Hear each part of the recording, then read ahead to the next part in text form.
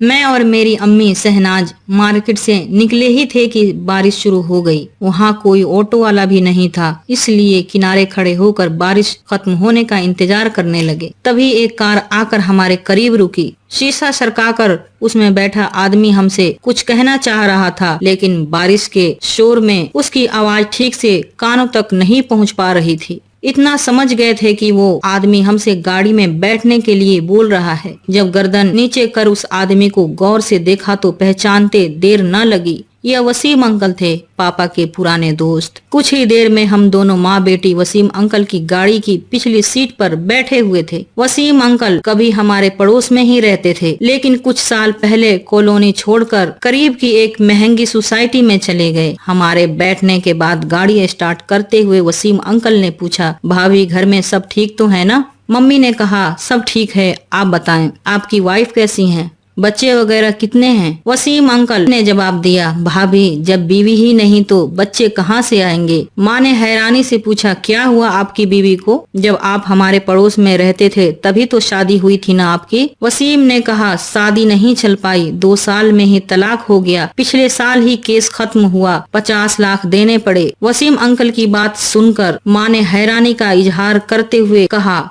ये तो बहुत बुरा हुआ, माफ कीजिएगा, मुझे इस बात की बिल्कुल भी खबर नहीं थी। वसीम अंकल ने कहा, हाँ खबर होगी भी कैसे, मैं कॉलोनी छोड़कर सोसाइटी में चला गया हूँ और बिजनेस के सिलसिले में इतना बिजी रहता हूँ कि कहीं आने जाने की फुर्सत ही नहीं मिलती। और जब शाहिद भाई थे तब उनसे कभी कभार फोन पर बात हो जाया करती थी। खैर छोड़िए, आप मेरा नंबर ले लीजिए, कभी किसी चीज की जरूरत हो तो फोन कर दीजिएगा। वसीम अंकल ने माँ को अपना विजिटिंग कार्ड दिया, जिसे माँ ने अपने पर्स में रख लिया। कुछ देर में ही हम घर पहुँच गए। वसीम अंकल हमें हमारे घर तक छोड़कर चले गए। शराब की लत की वजह से 3 साल पहले मेरे अब्बू का इंतकाल हो गया था। मेरे अब्बू कोई बेहतर इंसान नहीं थे, उन्हें शराब की लत थी और इसी बुरी लत में उन्होंने गांव की सारी संपत्ति बर्बाद कर दी थी। शराब के नशे में वो अक्सर मम्मी से मारपीट किया करते थे। मेरी मम्मी मेरी वजह से सब कुछ बर्दाश्त करती, क्योंकि तब तक मैं छोटी थी। मेरी परवरिश में कोई कमी न आए, इसके लिए माँ बहुत मेहनत करती। अब्बू के मरने के बाद मेरी माँ घर में ही लोगों के कपड़े सीती, जिससे हमारा गुजारा ठीक ठाक चल जाता। मेरे पापा के बड़े भाई यानी के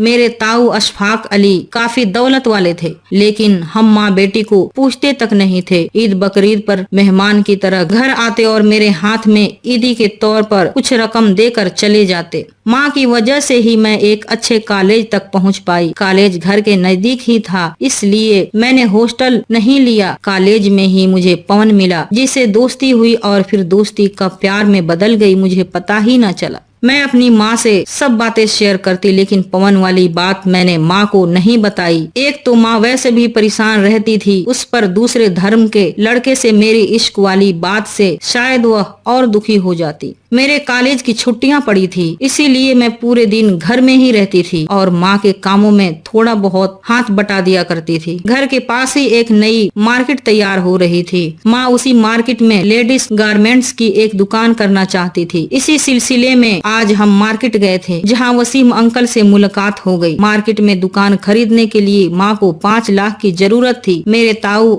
अशफाक अली के लिए 5 लाख रुपये कोई बड़ी रकम नहीं थी और मम्मी उनसे मांग लेती तो शायद वो दे भी देते, लेकिन माँ ने ताऊ से रुपया उधार लेना मुनासिब न समझा। हम दोनों माँ बेटी घर में सहेली की तरह रहते। माँ अपनी हर समस्या पर मुझसे बात करती तो मैं भी अपनी कॉलेज लाइफ की बातों को माँ से शेयर करती। 1 महीना बीत गया। इस बीच माँ दुकान के लिए 5 लाख का लोन करवाना चाहती थी, इसलिए पिछले 1 महीने से वह बैंक का चक्कर लगा रही थी, लेकिन बैंक से सिर्फ 1 लाख का ही लोन मिल पाया। गोल्ड गिरवी रख कर माँ ने 1 लाख का और इंतजाम किया और यह 2 लाख वह शॉप वाले को दे आई। बाकी के 3 लाख रुपयों के लिए माँ ने 2 महीने का समय ले लिया। अब माँ को 2 महीने के अंदर 3 लाख रुपयों का इंतजाम करना था। सुबह उठकर मैं अपनी पढ़ाई में मशगूल हो गई। माँ किचन में सुबह का खाना बनाते हुए झाड़ू लगा रही थी। कुछ देर में हाथों में झाड़ू लिए वो मेरे कमरे में आ गई और बोली, नूर, मेरे दिमाग में एक बात आ रही है। मैंने कहा बोलो मम्मी। माँ ने कहा रुपयों के लिए एक बार वसीम से बोलकर देखूं। मैंने कहा वसीम अंकल के पास नहीं हुए तो फिर भी आप एक बार उनसे बात करके देख लीजिए। माँ ने झट वसीम का विजिटिंग कार्ड निकाला और अपने फोन पर वसीम का नंबर डायल कर दिया। वसीम ने फोन उठाया। हेलो कौन? माँ ने कहा मैं शाहिद अली की बीवी शहनाज बोल रही हूँ, पहचाना?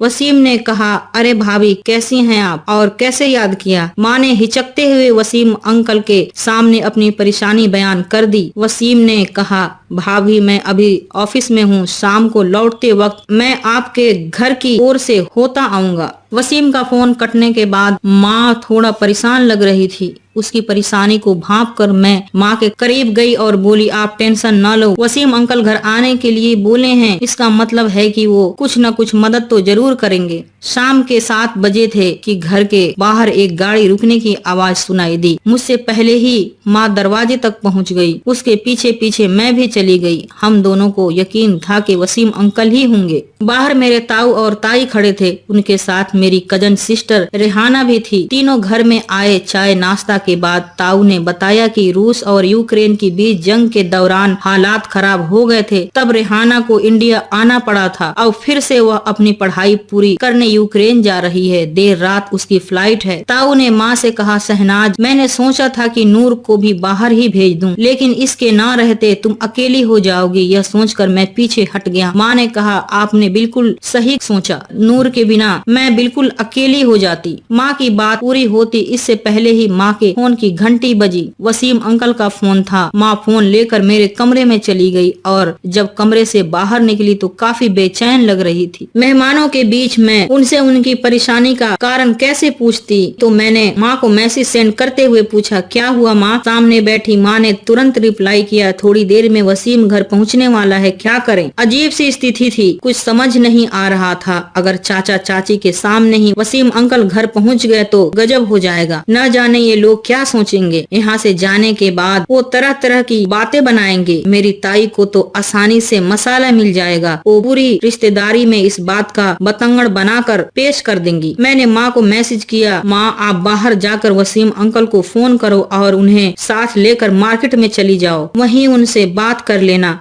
तब तक मैं इन लोगों को संभाल लूंगी। माँ ने वैसा ही किया। उसने ताऊ को बताया कि वो जरूरी काम से थोड़ी देर के लिए मार्केट जा रही है। माँ के इस तरह अचानक चले जाने से मेरी ताई को अच्छा नहीं लगा, इसलिए माँ के जाने के कुछ देर बाद ही ताऊ और ताई एयरपोर्ट के लिए रवाना हो गए। मैंने माँ को फोन किया, माँ वो लोग चले गए। मेरी बात सुनकर माँ ने गहरी सांस ली और कहा मैं भी थोड़ी देर में घर आ रही हूँ। थोड़ी देर में वसीम अंकल की कार दरवाजे पर रुकी। वसीम अंकल की गाड़ी में ड्राइविंग सीट के बगल में बैठी मेरी मम्मी काफी खुश नजर आ रही थी। मैंने वसीम अंकल को सलाम किया और उन्हें घर में आने को कहा, लेकिन वो शायद जल्दी में थे, फिर कभी आने को बोलकर चले गए। माँ खुशी के मारे फूले नहीं समा रही थी। अंदर आते ही माँ ने झट से मेरे हाथों में एक पैकेट पकड़ा दिया और बोली खोलकर देख पूरे 3 लाख हैं। मेरा तो सपना पूरा हो गया। मैं वसीम के साथ जाकर कल सुबह ही दुकान की रजिस्ट्री करवा लूंगी। 6 महीने बीत गए। माँ की मेहनत कामयाब हो गई थी। दुकान खूब अच्छी तरह से चल निकली। 2 महीने के अंदर ही माँ ने बगल वाली दुकान लेकर अपने काम को दुगनी रफ्तार दे दी। मैं भी पढ़ाई के साथ माँ के बिजनेस में उसका साथ देने लगी। माँ मुझसे कहती कि तू अपनी लाइफ को एंजॉय कर, यह सब मैं अकेले संभाल लूंगी। लेकिन मेरी लाइफ में एंजॉय करने के लायक जो बात थी वो मैं माँ से बता नहीं सकती थी, इसीलिए फिलहाल तो मैं माँ के साथ ही खुश थी। संडे का दिन था। मार्केट बंद होने की वजह से माँ और मैंने शॉपिंग का प्लान बनाया। तभी माँ के फोन पर वसीम अंकल का फोन आ गया। माँ फोन लेकर अपने कमरे में चली गई और दरवाजा बंद कर दिया। मुझे लगा कि शायद वसीम अंकल अपने रुपयों के लिए माँ को फोन किए होंगे। थोड़ी देर में जब माँ कमरे से बाहर निकली तो मैंने उसके चेहरे पर अजीब सी खुशी महसूस की। मैंने माँ से पूछा माँ वसीम अंकल अपने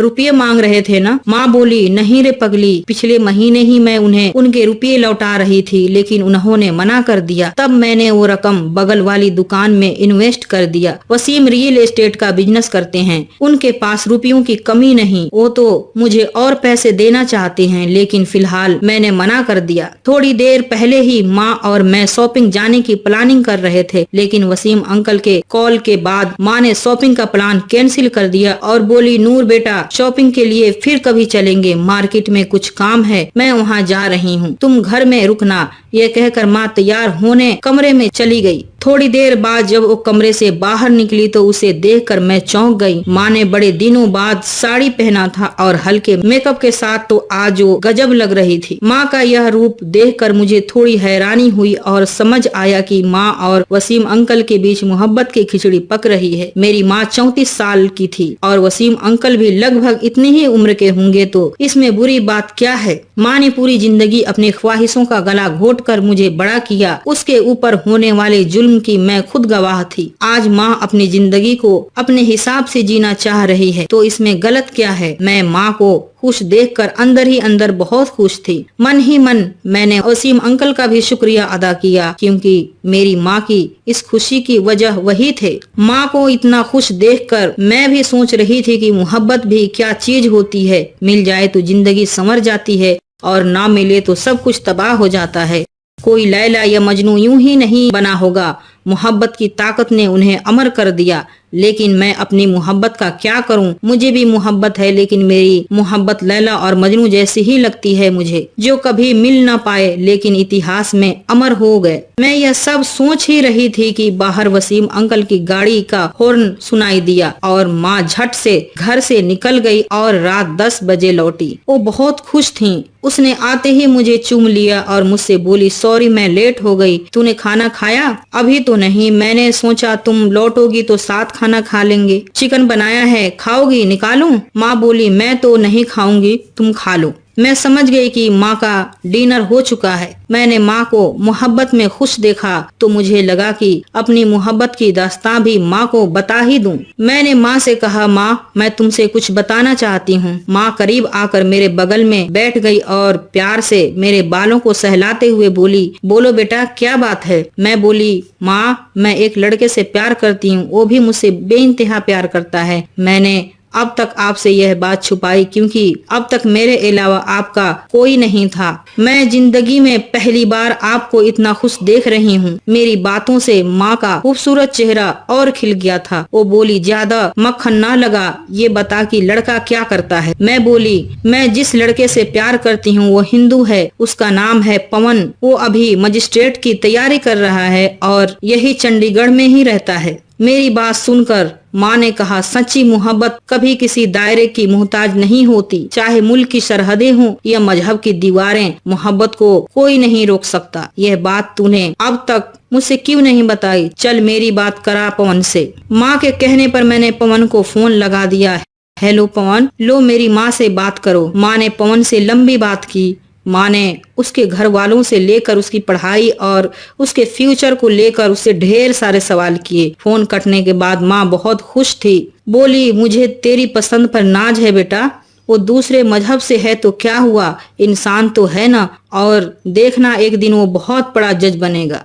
मेरे दिल पर जो बोझ था वो उतर गया। अब मैं भी माँ की तरह ख्वाबों की हसीन दुनिया में उम्मीदों के पंख लगाकर उड़ने लगी। अपने काम से फारिग हो लेने के बाद का ज्यादातर समय माँ का वसीम अंकल के साथ ही बीतता। माँ घर में रहती तो भी वसीम अंकल के ख्यालों में डूबी डूबी सी रहती। हर समय मुझसे वसीम अंकल की ही बातें करती और खाली समय मिलते ही वसीम अंकल से फोन पर बतियाने में लग जाती। जल्द ही माँ ने 4 व्हीलर ले लिया। मैं हैरान थी कि माँ इतनी जल्दी ड्राइविंग कैसे सीखी। माँ ने मुझे भी ड्राइविंग सिखा दी। अब तो हम दोनों माँ बेटी अपनी गाड़ी से ही शॉप पर जाते और कभी कभी मन करता तो कार लेकर कहीं भी निकल जाते और 2 सहेलियों की तरह खूब मस्ती करते। सुबह 8 बजे तक माँ अपनी कार से शॉप पर जाने के लिए मार्केट निकल जाती। अक्सर मैं आराम से पहुँचती या कभी कभी नहीं भी पहुँचती। मेरे न रहने पर भी माँ सब कुछ अच्छे से हैंडल कर लेती। इश्क और मुस्क छुपाए नहीं छुपते।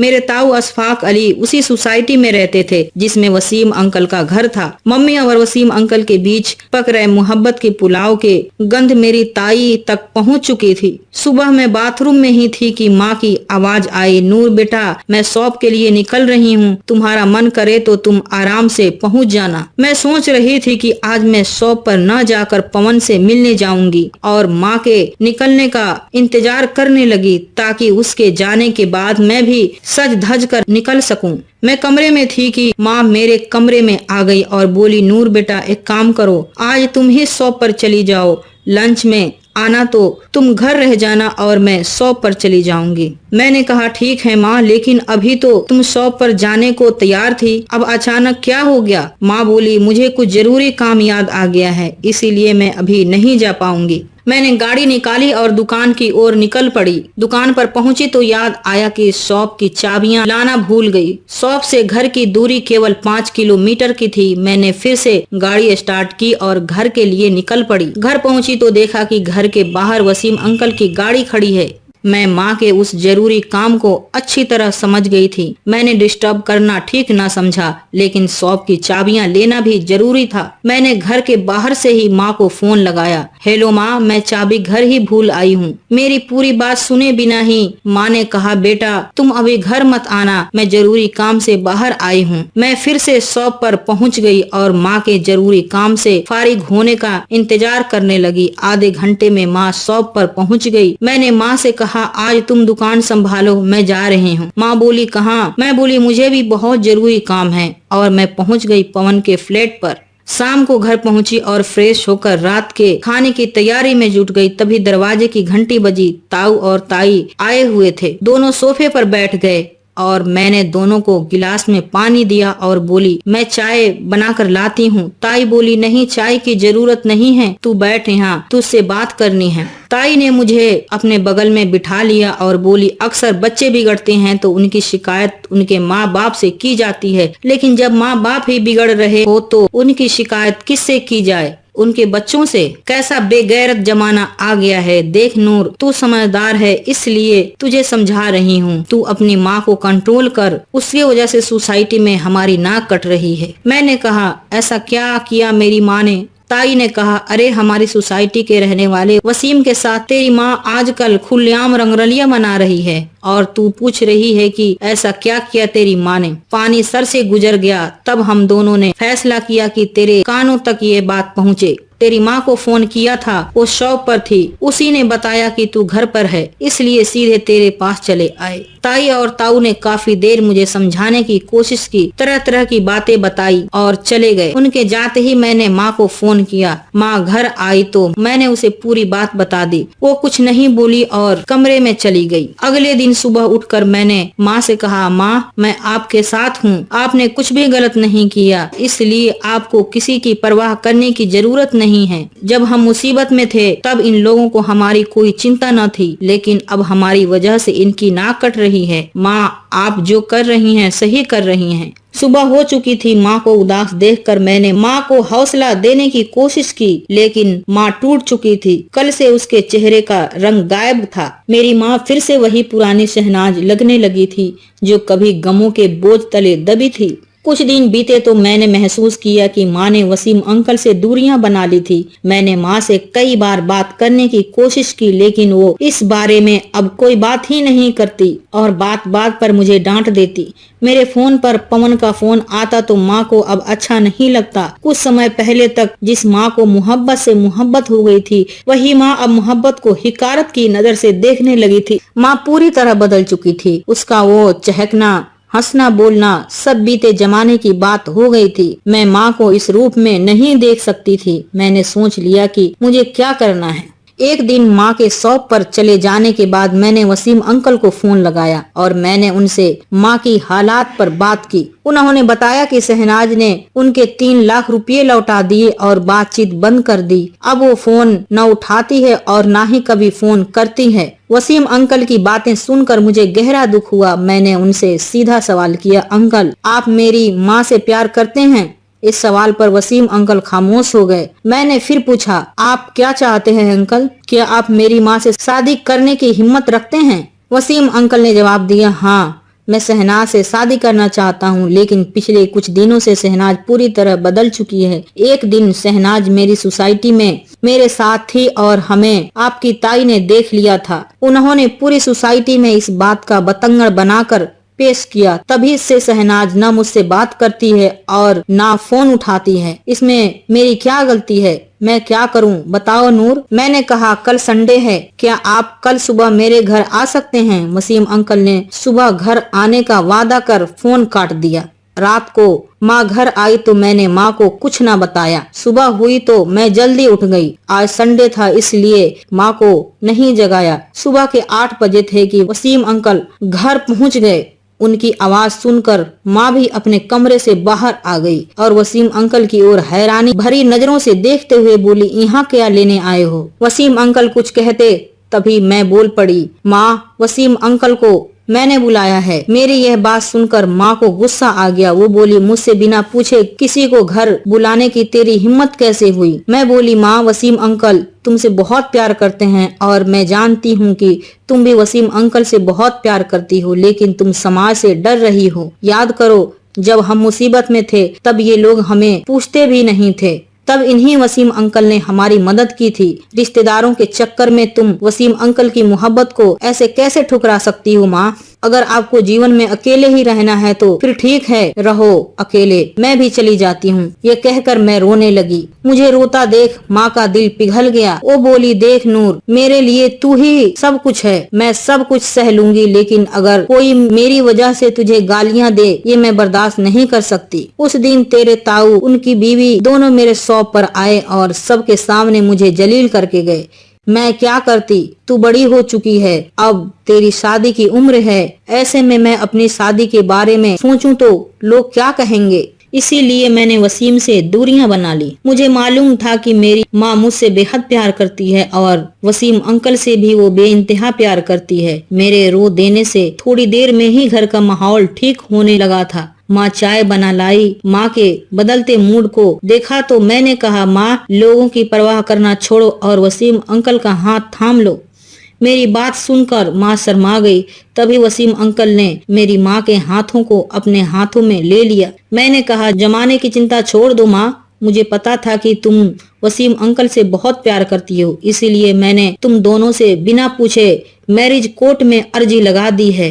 आज से ठीक 22 दिन बाद यानी कि 28 तारीख की आप दोनों की कोर्ट मैरिज की डेट मिली है। मेरे मुंह से ये सुनकर माँ और वसीम अंकल दोनों के होश उड़ गए। वो कुछ कहते इससे पहले ही मैंने कोर्ट के पेपर दोनों के सामने रख दिए। माँ हैरान होते हुए बोली, तूने ये सब कैसे किया नूर? मैं तो सोचती थी कि मेरी बेटी अभी बच्ची है, लेकिन तू तो मेरी भी माँ निकली। मैंने कहा, आप दोनों अपनी शादी की तैयारियां कीजिए। रही बात रिश्तेदारों की, तो मैंने आप दोनों की शादी का कार्ड छपने को दिया है। शादी का कार्ड लेकर रिश्तेदारों के यहाँ मैं जाऊंगी। मैंने महसूस किया कि माँ को मुझ पर नाज और बढ़ गया था। वसीम अंकल की खुशी का तो ठिकाना ही न था। वो मेरे सिर पर हाथ रखते हुए बोले, मैं बहुत खुशनसीब हूँ कि शहनाज जैसी औरत मेरी जिंदगी में आई और अब तो मैं नूर जैसी बेटी को पाकर खुद को डबल खुशनसीब समझ रहा हूँ। सच में तुम नूर हो बेटी। माँ और वसीम अंकल अब फिर से पहले जैसे एक दूसरे से बातें करने लगे। दोनों को इतना खुश देखकर मुझे भी जरूरी काम याद आ गया। मैंने गाड़ी की चाबी उठाई और बोली, मुझे जरूरी काम से जाना है, मैं निकल रही हूँ। दोनों को घर में अकेला छोड़कर मैं जाने लगी तो दोनों शर्मा गए और मैं घर से बाहर निकल गई। माँ जोरों शोरों से अपनी शादी की तैयारियों में लग गई थी। वसीम अंकल ने भी अपनी शादी के बाद की रिसेप्शन पार्टी के लिए होटल बुक कर लिया था। अगले दिन कार्ड छप कर आ चुके थे। मैंने सबसे पहला कार्ड अपनी ताई के घर देना मुनासिब समझा। मैं माँ को बिना बताए सोसाइटी में ताऊ के घर पहुँच गई। डोरबेल बजाया तो ताई ने दरवाजा खोला और मुझे यूं अचानक सामने देखकर चौंकते हुए बोली, कैसी है नूर, आज रास्ता कैसे भूल गई? मैंने कहा, एक जरूरी काम से आई हूँ। मैं ताई के ड्राइंग रूम में बैठ गई। ताई बोली, उस दिन तेरे पास से होकर मैं तेरी माँ की शॉप पर गई थी और उसे काफी समझाया कि यह सब ठीक नहीं है। घर की बच्चियों की शादी की उम्र में अगर घर की माँ ही रंगरलियां मनाती फिरे, यह कितनी शर्म की बात है। इससे बच्चों पर बुरा असर पड़ता है। उस दिन की बात का काफी असर हुआ तेरी माँ पर। लगता है वो सुधर गई है। मैं तेरी माँ की जेठानी हूँ। वो गलत रास्ते पर जाएगी तो मेरा यह फर्ज है कि मैं उसे सही रास्ते पर ले आऊँ। चाय पिएगी? नहीं बड़ी अम्मी, मैं थोड़ा जल्दी में हूँ। मैं ताई का लेक्चर सुनने नहीं आई थी। सीधे कार्ड निकाला और ताई के हाथों में थमाते हुए बोली, बड़ी मम्मी ये शादी का कार्ड है, रख लीजिए, 28 को शादी है, बड़े अब्बू के साथ आ जाइएगा।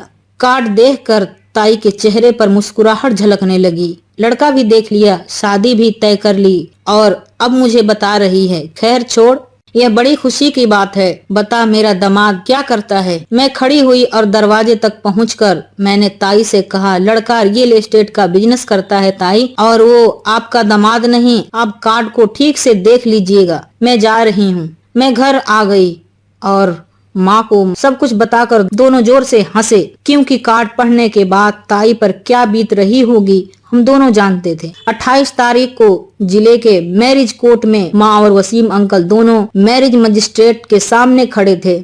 माँ की ओर से गवाह के रूप में मैंने साइन किया। हमारी मार्केट के कई लोग भी शादी में शामिल हुए। शादी के जोड़े में माँ किसी हीरोइन से कम नहीं लग रही थी। कोर्ट से निकलते ही हम लोग गाड़ी में बैठे। एक बार फिर से हम दोनों माँ बेटी वसीम अंकल की गाड़ी में थे, लेकिन अब माँ अगली सीट पर वसीम अंकल के साथ बैठी थी और मैं पिछली सीट पर बैठी थी। दोनों की खूबसूरत जोड़ी को देखकर मैं बेहद खुश हो रही थी। माँ ने कहा, नूर अब तू पवन से कब मिलवाएगी? उसका एग्जाम फाइनल हुआ कि नहीं अभी तक? मैं बोली, उसका एग्जाम क्लियर हो गया और वो मजिस्ट्रेट बन गया है माँ। माँ बोली, इतनी बड़ी खुशखबरी तूने मुझे क्यों नहीं बताई और उसे शादी में क्यों नहीं बुलाया? मैं बोली, माँ अभी तो आप दोनों पवन के सामने ही खड़े थे। मैरिज कोर्ट का जज पवन ही तो था। वो थोड़ी देर में ही घर पहुंचेगा। आप दोनों को बधाई देने बोला था कि सरप्राइज देंगे, लेकिन आपने पूछा तो मैंने पवन का सरप्राइज खत्म कर दिया। माँ की खुशी का ठिकाना ही न था। माँ के साथ वसीम अंकल भी बेहद खुश नजर आ रहे थे। माँ शाम तक घर रही और फिर शाम को उनके दूल्हे वसीम उन्हें लेकर घर जाने को तैयार हो गए। आज एक बेटी अपनी माँ को विदा कर रही थी। माँ चली गई। मैं और पवन घर में